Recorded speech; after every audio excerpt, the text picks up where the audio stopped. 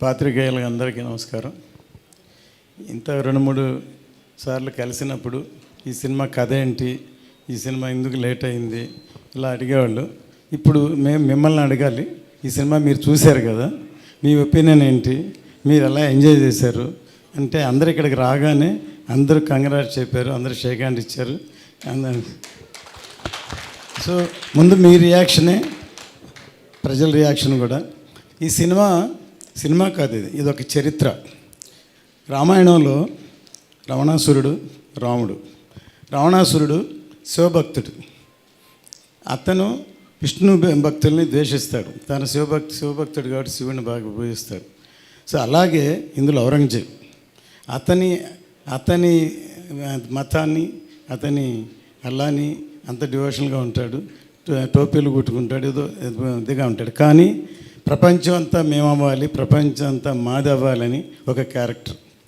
అతని ఎదుర్కొనేదానికి ట్రావెల్ చేసే రివల్యూషన్ వీరుడి కథే ఈ వీరమల్లు. కళ్యాణ్ గారు ఇంతవరకు పాలిటిక్స్లో ఒక ఎర్ర తువాలు వేసుకుని అలాంటి ఇంట్రడ్యూస్ చేశారు.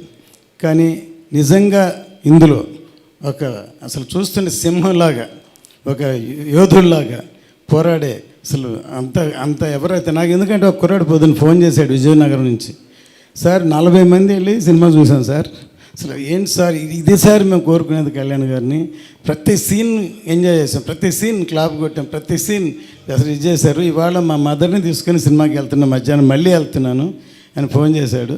సో ఇప్పుడు ఫ్యామిలీ కూడా ఈ సినిమాని చూసి ఎంజాయ్ చేస్తారు. అతను చెప్పిన దాన్ని బట్టి ఫ్యామిలీస్ వెళ్తున్నారు, పిల్లలు అందరూ చూస్తున్నారు ఈ సినిమాని. సో ఈ సినిమా ఇంకా పెద్ద హిట్ అవుతుందని రోజు రోజుకి. ఎందుకంటే కొంతమంది యాంటీ వాళ్ళు ఉన్నారు, ఏదో అదే చూస్తున్న యాంటీ ప్రచారం చేస్తున్నారు. అవన్నీ ఎవరు లెక్క చేయరు. ఖచ్చితంగా ఈ సినిమా పెద్ద హిట్ అవుతుంది. కళ్యాణ్ గారి ఇమేజ్, కళ్యాణ్ గారి అసలు ఈ సినిమాలో అసలు ఎంత కష్టపడి యాక్ట్ చేశారు, ఎంత యాక్టింగ్ అంటే ఇందులో ఎంత ఫైట్స్ ఎక్కువ ఉన్నాయి. అందులో ప్రీ క్లైమాక్స్లో ఇంకెవరూ చేయలేరు, 2 చేతులతో వీర విహారం చేశారు. ఈ సినిమా చూస్తే అంత అందరూ ఎంజాయ్ చేస్తారు. సో పాత్రికేయులందరికీ మీ అందరూ సపోర్ట్ కావాలి. ఇంకా దీన్ని బాగున్నదాన్ని ఇంకా ఎక్కడో తీసుకెళ్ళాలి. సో మీ అందరూ హెల్ప్ కావాలి. ఎందుకంటే అందరూ మనవాళ్ళే, అందరూ సినిమాలో ఉన్నాం. సో సినిమా సక్సెస్ అవ్వడం కష్టం. సినిమాని అంత కష్టపడి చేశాం కాబట్టి మీ అందరూ సహకారం కావాలని కోరుకుంటున్నాను.